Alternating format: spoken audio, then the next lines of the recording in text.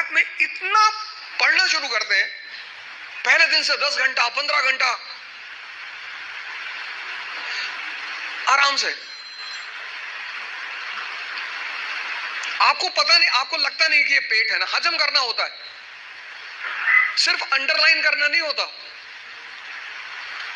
मैंने 98% स्टूडेंटों को देखा है, वो किताब को अंडरलाइन करने को पढ़ाई मानते हैं।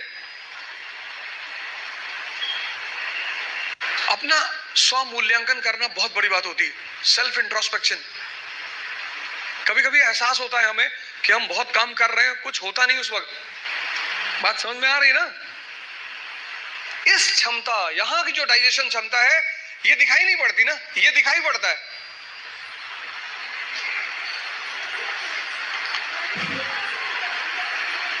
ये पेट दिखाई पड़ता है, ये पेट दिखाई नहीं पड़ता।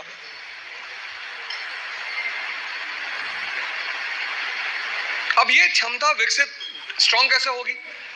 बड़ा प्यारा फॉर्मूला, सेकंड फॉर्मूला। क्षमता बढ़ानी है मन की हजम करने की, बहुत प्यारा, जो कि फिर 98% लोग नहीं करते। तुम बिना सोचे पढ़ सकते हो, तुम बिना सोचे पढ़ सकते हो, बिना सोचे लिख नहीं सकते।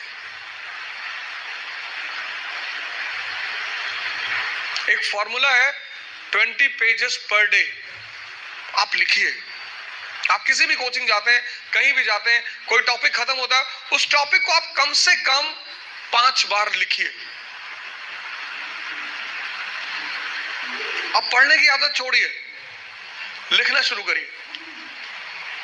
जितना आप लिखेंगे उतना सोचने की क्षमता या हजम करने की क्षमता डेवलप होगी। 3 महीने, 90 दिन का कोर्स है ये। 3 महीने, 3 महीने अगर 20 पेजेस लिख ले गए तो तुम बिलीव नहीं करोगे कि तुम्हारे सोचने की क्षमता कितनी डेवलप हो जाएगी, हजम करने की क्षमता कितनी डेवलप हो जाएगी।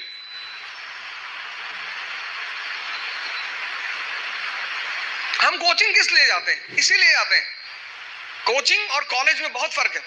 कॉलेज आप पढ़ने के लिए जाते हैं, कोचिंग आप सीखने के लिए जाते हैं। जितने लोग कोचिंग जाकर परेशान होते हैं वो लोग हैं जो कोचिंग पढ़ने के लिए गए।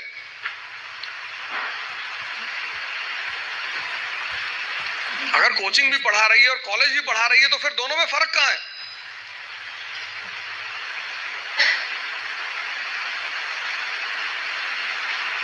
ये दूसरी चीज, अपना मूल्यांकन, अपनी ताकत को समझना कि मेरा पोटेंशियल लेवल क्या है। क्लास खत्म हुई, आप घर गए, आप जो 2.5 घंटा पढ़ा है उसको रीराइट करने की कोशिश करो। संभावना है कि आप सिर्फ 30% लिख पाएंगे, शायद। कुछ लोग तो 10% भी नहीं लिख